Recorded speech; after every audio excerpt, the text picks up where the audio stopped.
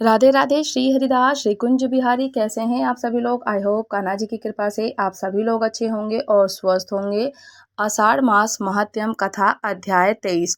ओम नमो भगवते वासुदेवाय। हरे कृष्णा। आज हम श्रवण करेंगे श्रीमद् भागवतम महापुराण के तीसरे अध्याय की कथा और चौथे अध्याय की कथा को महात्म्यम को श्रवण करेंगे। श्रीमान भगवान जी कहते हैं कि हे लक्ष्मी, प्रथम अध्याय के महात्म्यम और दूसरे अध्याय का महात्म्यम तो मैंने तुम्हें श्रवण कराया और अब मैं तुम्हें तीसरे अध्याय का कथे को महात्म्यम को श्रवण कराता हूँ। श्री भगवान जी कहते हैं कि हे प्रिय, जन स्थान में एक जड़ नामक ब्राह्मण रहा करता था जो कौशिक वंश में उत्पन्न हुआ था। उसने अपना जातीय धर्म छोड़कर बनियों की वृत्ति में मन लगा लिया था। उससे पराई स्त्रियों के साथ वह विचार करने का व्यसन में पड़ गया था। वह सदा जुआ खेलता, शराब पीता, शिकार खेलकर जीवों की हिंसा किया करता था। इसी प्रकार से उसका समय बीतता था। धन नष्ट हो जाने पर वह व्यापार के लिए बहुत दूर उत्तर दिशा में चला गया और वहां से धन कमाकर घर की ओर को लौटा। बहुत दूर तक का रास्ता उसने तय कर लिया था तो एक दिन सूर्य अस्त हो जाने पर जब दसों दिशाओं में अंधकार फैल गया, तब एक वृक्ष के नीचे उसे लुटेरे ने सब उसका सारा धन लूट लिया और सभी लुटेरे ने उसे धर दबाया। शीघ्र ही वे उसके प्राण ले लिए थे। उसके धर्म का लोप हो गया था, इसलिए वह बड़ा भयानक प्रेत हो गया था। उसका पुत्र बड़ा धर्मात्मा और वेदों का विद्वान था। उसने अब तक पिता के लौटने के आने की राह देख रहा था। उसका पुत्र जब उसके पिता के लौट आने की राह देख रहा था, जब वह नहीं आए तब उनका पता लगाने के लिए वह स्वयं ही घर छोड़कर चल दिया था। वह प्रतिदिन खोज करता, मगर राहगीरों से पूछने पर भी उसे उनका कोई समाचार नहीं मिलता। एक दिन हार के एक मनुष्य से उसकी भेंट होती है जो उसके पिता का सहायक था। उसे सारा हाल जानकर उसने पिता को मृत्यु पर बहुत शोक किया और वह बड़ा बुद्धिमान था। बहुत कुछ सोच विचार कर पिता का पारलौकिक कर्म करने की इच्छा से अवश्य सामग्री को साथ ले उसने काशी जाने का विचार कर लिया। अब मार्ग में 7-8 मुकाम डालकर वह 9वें दिन उसी वृक्ष के नीचे जा पहुंचा जहां उसके पिता मारे गए थे, जहां उसके पिता की मृत्यु हुई थी। उस स्थान पर उसने संध्या की उपासना करी और गीता के तीसरे अध्याय का पाठ किया। इसी समय आकाश में बड़ी भयानक आवाज हुई, गर्जना हुई। उसने अपने पिता को भयंकर आकार में देखा। फिर तुरंत ही अपने सामने आकाश में उसे एक सुंदर विमान भी दिखाई देता है जो महान तेज से व्याप्त था। उसमें अनेकों क्षुद्र और घंटिकाएं लगी हुई थी। उसके तेज से समस्त दिशाएं आलोकित हो रही थी। ये दृश्य देखकर उसके चित्त को व्याग्रता और दूर हो जाती है। उसको बड़ी ही शांति प्रतीत होती है और इसी तरीके से जब उसके व्याग्रता दूर हो गई, उसने विमान पर अपने पिता को दिव्य रूप धारण किए हुए विराजमान देखा तो उनके शरीर पर पीतांबर शोभा पा रहा था और मुनिजन उनकी स्तुति कर रहे थे। उन्हें देखते ही पुत्र ने प्रणाम किया। तब पिता ने भी उसे आशीर्वाद दिया। इसके पश्चात पिता से ये सारा वृतांत पूछा। उसके उत्तर में पिता ने सब बातें बताकर इस प्रकार कहना आरंभ कर दिया कि बेटा, देववश मेरे निकट गीता के तृतीय अध्याय का पाठ करके तुमने इस शरीर के द्वारा किए हुए दुष्टय जो कर्म थे मेरे, उस बंधन से मुझे छुड़ा दिया। अब घर लौट जाओ, क्योंकि जिससे तुम काशी जा रहे हो वह प्रयोजन इस समय तृतीय अध्याय के पाठ से ही सिद्ध हो गया है। तुम मेरी मुक्ति के लिए, मेरे मोक्ष के लिए ही काशी जा रहे हो। तुमने मुझे गीता के तीसरे अध्याय का पाठ का श्रवण कराया और इसी से ही मैं तृप्त और सिद्ध हो गया हूँ। पिता के ये कहने पर पुत्र ने पूछा कि हे पिता, मेरे हित का उपदेश दीजिए और कोई कार्य जो मेरे लिए करने योग्य हो वो भी मुझे बताइए। तब पिता ने उससे कहा कि तुम्हें यही कार्य फिर करना है। मैंने जो कर्म किया है वही मेरे भाइयों ने भी कर्म किया है। मैंने जो कर्म किया था, मैंने जितना भी दोष पाप किया है वही कर्म मेरे भाइयों ने भी किया है। इससे वे घोर नरक में पड़े हैं। उनको भी तुम्हें उद्धार कराना चाहिए। मेरे कुल के और भी जितने लोग नरक में पड़े हुए हैं उन सबको तुम्हें ही उद्धार कराना होगा। यही मेरा मनोरथ है। बेटा, जिस साधन के द्वारा तुमने मुझे संकट से छुड़ाया है उसी का अनुष्ठान औरों के लिए भी करना उचित है। उसी का अनुष्ठान करने से उससे होने वाला पुण्य उस नरक के जीवों को संकल्प करके दे दो, जिससे कि वह समस्त पूर्वज मेरी ही तरह यातना से मुक्त होकर सर्वकाल में विष्णु जी के परम पद को ही प्राप्त हो जाएं। पिता का ये संदेश सुनकर पुत्र ने कहा, पिता, यदि ऐसी बात है और आपको भी ऐसी ही रुचि है तो मैं समस्त अपने कुल के अपने नारकी जीवों के नरक से उद्धार कर दूंगा। यह सुनकर उसके पिता बोलते हैं कि बेटा, एवमस्तु, तुम्हारा कल्याण हो। मेरा अत्यंत प्रिय कार्य सिद्ध संपन्न हो गया। इस प्रकार पुत्र को आश्वासन देकर उसके पिता भगवान विष्णु जी के परम पद को चले गए। उसके पश्चात वह भी लौटकर जन स्थान में आ गया और परम सुंदर भगवान श्री कृष्ण जी के मंदिर में उनके समक्ष बैठकर पिता के आदेश के अनुसार गीता के 3रे अध्याय का पाठ करने लगा। उसने नारकी जीवों के द्वारा करने की इच्छा से गीता का पाठ जनित सारा पुण्य संकल्प अपने जो पितरों को दे दिया, अपने कुल के लोगों को दे दिया। इसी बीच में भगवान विष्णु जी के दूत यातना भोगने वाले नरक के जीवों को छुड़ाने के लिए यमराज जी के पास जाते हैं। तो यमराज जी ने अनेक प्रकार के सत्कारों से उनका पूजन सत्वन किया और उनकी कुशलता पूछती है। तो वह बोलते हैं कि हे धर्मराज, बोलते हैं, हम लोगों के लिए सब और आनंद ही आनंद है। इस प्रकार सत्कार करके पितृलोक के सम्राट परम बुद्धिमान यम ने विष्णु दूतों से यमलोक में आने का कारण पूछा।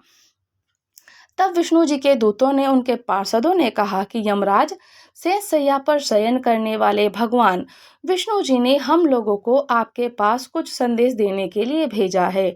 भगवान हम लोगों के मुख से आपकी कुशल पूछते हैं और ये आज्ञा देते हैं कि आप नरक में पड़े हुए समस्त प्राणियों को छोड़ दीजिए। अमित तेजस्वी भगवान विष्णु जी का ये आदेश सुनकर यम ने मस्तक झुकाकर उसे स्वीकार किया और मन ही मन कुछ सोचा। उसके पश्चात अपने मन को सोचते हुए विचार करते हुए नरक के जीवों को नरक से मुक्त कर दिया। उनके साथ वे भगवान विष्णु जी के वास स्थान पर जा पहुंचते हैं। यमराज श्रेष्ठ विमान के द्वारा जहां क्षीर सागर है वहां जा पहुंचते हैं। उसके भीतर कोटि कोटि सूर्य के समान कांति वाले नील कमल दल के समान श्याम सुंदर लोकनाथ जगत गुरु जगत हरि नारायण श्री हरि जी का उन्होंने दर्शन किया। भगवान का तेज उनकी सैया बने हुए शेषनाग के फन की मणियों के प्रकाश से 2 गुना बढ़ रहा था। वे आनंद युक्त दिखाई दे रहे थे। उनका हृदय प्रसन्नता से परिपूर्ण था। भगवती लक्ष्मी अपनी सरल चितवन से प्रेम पूर्वक उन्हें बारंबार निहार रही थीं। चारों ओर योगी जन भगवान की सेवा में खड़े थे और उन योगियों की आंखों के तारे ध्यानस्थ होने के कारण निश्चल प्रतीत हो रहे थे। देवराज इंद्र अपने विरोधियों को परास्त करने के उद्देश्यों से भगवान की स्तुति भी कर रहे थे और ब्रह्मा जी के मुख से निकले हुए वेद वेदांतों के मूर्तिमान होकर भगवान जी के गुणों का गान कर रहे थे।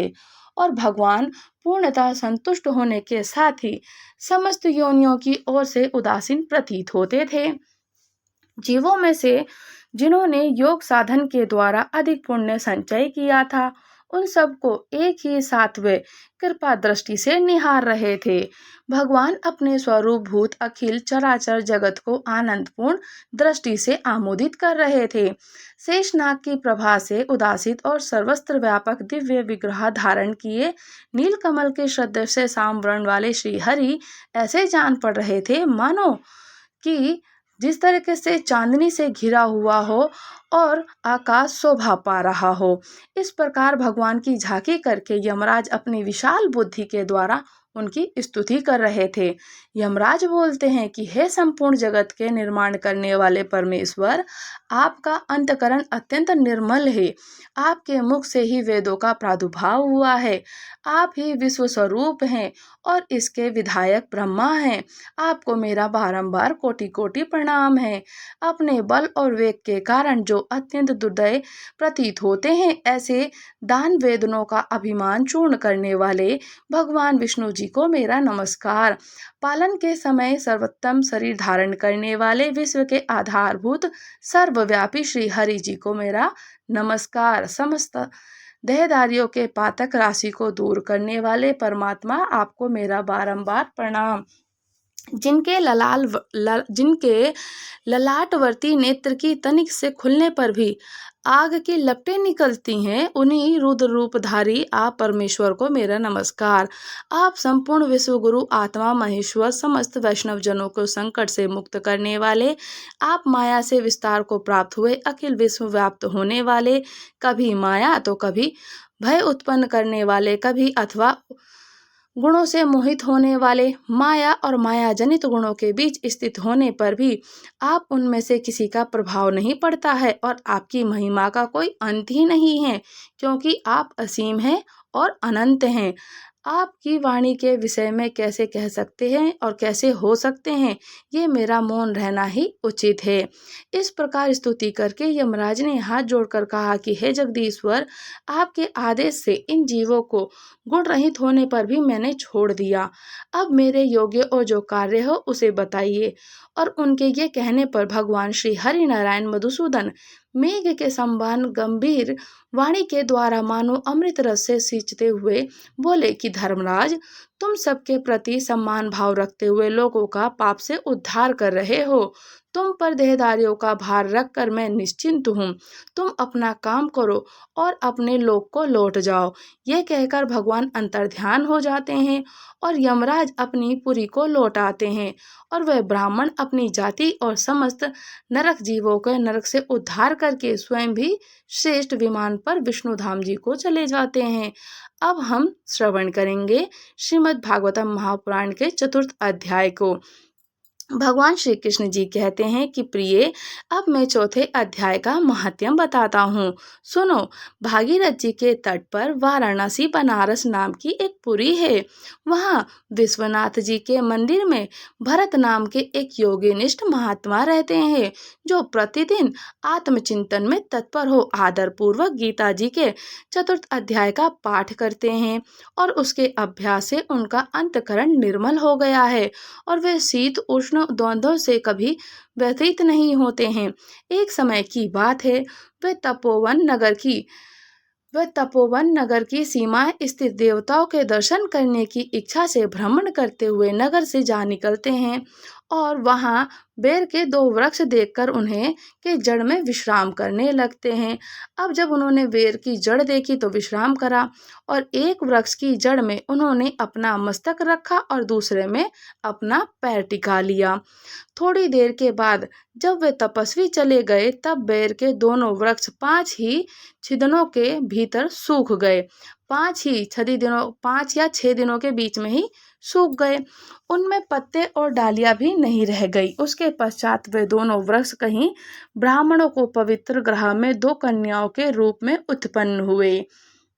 वे दोनों कन्याएं जब बढ़कर 7 वर्ष की हो गईं, तब एक दिन उन्होंने दूर देशों से घूमकर आते हुए भरत मुनि को देखा।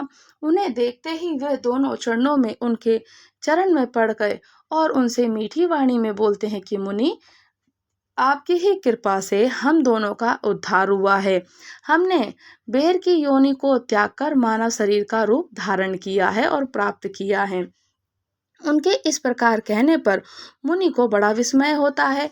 उन्होंने पूछा, पुत्रियों, मैंने कब और किस साधन से तुम्हें मुक्त किया? साथ ही ये भी बताओ कि तुम्हारे बेर के वृक्ष होने में क्या कारण था, क्योंकि इस विषय में मुझे कुछ भी ज्ञात नहीं है। तब वे कन्याएं बोलती हैं, पहले उन्हें अपने बेर हो जाने के कारण बताती हैं। बोलती हैं कि हे मुनि, गोदावरी नदी के तट पर छिन्नपाप नामक एक उत्तम तीर्थ है, जो मनुष्य की पुण्य प्रदान करने वाली और पावनता की वाम सीमा पर पहुंचा देने वाली उस तीर्थ सत्यतपा नाम की एक तपस्वी बड़ी कठोर तपस्या कर रहे थे और ये ग्रीष्म ऋतु प्रज्वलित अग्नि के योग्य बीच में बैठते थे। वर्ण काल में जल की धारा से उनके मस्तक के बाल सदा भीगे ही रहते थे और जाड़े के समय जल में निवास करने के कारण उनके शरीर में हमेशा रोंगटे खड़े ही रहते थे। वे बाहर भीतर सदा शुद्ध रहते, समय पर तपस्या करते और मन इंद्रियों को संयम में रखते हुए शांति प्राप्त करते और शांति प्राप्त करके आत्माओं में ही रमण करते थे। वे अपनी विद्वानता के जैसे बखान करते थे, उसे सुनने के लिए साक्षात ब्रह्मा जी प्रतिदिन उनके पास उपस्थित होते और प्रश्न करते। ब्रह्मा जी के साथ उनका संकोच नहीं रह गया और उनके आने पर वे सदा तपस्या में मगन रहते थे। तो परमात्मा ध्यान में निरंतर संलग्न रहने के कारण उनकी तपस्या सदा बढ़ती रहती थी और सत्य तपा को जीवन मुक्त सम्मान मानकर इंद्र को अपनी समृद्धशाली पद के संबंध में कुछ भय हो गया। तब उन्होंने उनकी तपस्या में सैकड़ों विघ्न डालने आरंभ कर दिए। अप्सराओं के समुदाय हम दोनों को बुलाकर इंद्र ने इस प्रकार आदेश दिया कि तुम दोनों इस तपस्वी की तपस्या में विघ्न डाल दो, जो मुझे इंद्र के पद से हटाकर स्वयं स्वर्ग का राज्य भोगना चाहता है। इंद्र का ये आदेश पाकर हम दोनों उनके सामने से चलकर गोदावरी जी के तीर पर जहाँ वह मुनि तपस्या कर रहे थे वहीं आ गईं और वहाँ मंद और गंभीर स्वर से बजते हुए मृदंग और मधुर वेणु के नाद हो रहे थे। साथ हम दोनों ने अन्य अप्सराओं के साथ मधुर स्वर में गाना आरंभ कर दिया। इतना ही नहीं, उन योगी महात्मा को वश में करने के लिए हम लोग स्वर ताल और लय के साथ नृत्य भी करने लगे। बीच बीच में जरा सा अंचल खिसकने पर उन्हें हमारी छाती भी दिख जाती थी। आंचल जब खिसकता तो छाती भी दिख जाती। तो हम दोनों की उन्मत्त गति काम भाव का उद्दीपन करने लगी, किंतु उसने उन निर्विकार चित्त वाले महात्मा के मन में क्रोध का संचार कर दिया। तब उन्होंने हाथ से जल छिड़क कर हमें क्रोधित होकर शाप दिया, अरे तुम दोनों गंगा जी के तट पर बैर के वृक्ष हो जाओगे। और ये सुनकर हम लोगों ने बड़ी विनय के साथ कहा कि महात्मन, हम दोनों अपराधहीन थीं और हमें क्षमा कर दीजिए। ये कहकर हमने मुनि को प्रसन्न कर लिया और हम दोनों को दुष्कर्म जो कार्य हैं ये बन गए हैं, हमें क्षमा कर दीजिए। जब हमने उनको ये कहकर प्रसन्न कर लिया, तब उन पवित्र चित्त वाले मुनि ने हमारे शाप के द्वारा उद्धार की अवधि निश्चित करते हुए कहा कि जब भरत मुनि के आने तक ही तुम पर यहाँ शाप लागू रहेगा और उसके बाद तुम लोगों का मृत्युलोक में जन्म होगा और पूर्व जन्म की स्मृति बनी रहेगी। मुनि ने जिस समय जब आप आए थे तो उस समय हम दोनों बेर के वृक्ष के रूप में खड़ी थीं। उस समय आपने हमारे समीप आकर गीता के चौथे अध्याय का जप करते हुए हमारा उद्धार किया और हम आपको प्रणाम करती हैं। आपने केवल शाप से ही नहीं, इस भयानक संसार से भी गीता के चतुर्थ अध्याय के पाठ के द्वारा हमें मुक्त कर दिया। तब श्री कृष्ण भगवान बोलते हैं कि उन दोनों के इस प्रकार कहने पर मुनि बहुत प्रसन्न होते हैं और उनसे पूजित हो विदा लेकर जैसे आए थे वैसे ही चले जाते हैं। वह कन्याएं भी बड़े आदर के साथ प्रतिदिन गीता जी के चतुर्थ अध्याय का पाठ करती और जिससे उनका उद्धार हो गया। जो भी श्री हरि नारायण जी का श्रीमद् भागवतम गीता का पाठ करता है, उनकी पूजा करता है, नाम स्मरण करता है, जप करता है, कीर्तन करता है, मंत्र का उच्चारण करता है, उसका उद्धार अवश्य होता है। और प्रभु की कृपा इतनी होती है कि उसके मन में कभी किसी प्रकार की कोई द्वेष भावना, नकाम भावना आ ही नहीं सकती है। तो श्री हरि नारायण का नाम स्मरण अवश्य करते रहें और हो सके जितना हो सके आधा, एक या चतुर्थ अध्याय का या चौथे छोटे से जितना हो सके, थोड़े से कम आपसे जितना हो सके उतने ही अध्याय का आप नित्य प्रतिदिन श्रवण अवश्य कीजिए। राम नाम का उच्चारण कीजिए, श्री हरि नाम का कीर्तन कीजिए। आषाढ़ मास महात्म्यम अधा कथा अध्याय 23 समाप्त हुई। राधे राधे। श्री हरिदास श्री कुंज बिहारी। अगर आप लोग हमारे चैनल पर नए हैं तो चैनल को लाइक शेयर सब्सक्राइब करना बिल्कुल ना भूलें और मुझे कमेंट्स करके ज़रूर बताइएगा कि आप लोग भी क्या श्री हरि नारायण जी के राम नाम का कीर्तन या उच्चारण या मंत्र का जाप करते हैं। राधे राधे। श्री हरिदास श्री कृष्ण बिहारी। राधे राधे। श्री हरिदास श्री कुंज बिहारी।